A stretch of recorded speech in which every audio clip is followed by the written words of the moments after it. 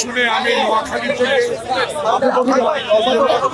গাজীপুর থেকে প্রধানের এই মৃত্যু সংবাদ শুনে এসেছি। আমরা দুজনে দেশনেত্রী বেগম খালেদা জিয়ার সাথে থেকে স্বৈরাচার বিরোধী আন্দোলন থেকে শুরু করে বিগত 16 বছরের গণতান্ত্রিক আন্দোলনের শরীর ছিলাম। আজকে আমরা মাহারা গণতন্ত্রের সেই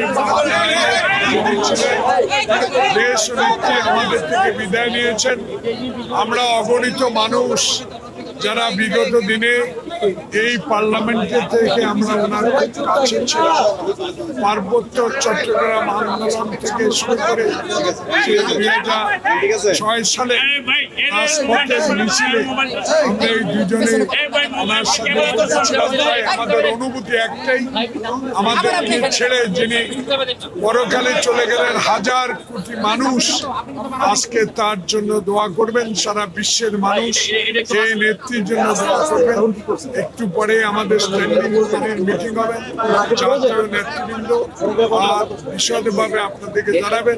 আমরা আল্লাহর কাছে আপনাদের মাধ্যমে একজন রাজনৈতিক সহচর হিসেবে দেশ নেত্রীর জন্য আপনাদের মাধ্যমে দেশবাসীর কাছে দোয়া চাচ্ছি। আল্লাহ সবাইকে সুস্থ রাখুন, দেশটি থেকে আল্লাহ পাক বেশ নসিব করুন। আসসালামু আলাইকুম।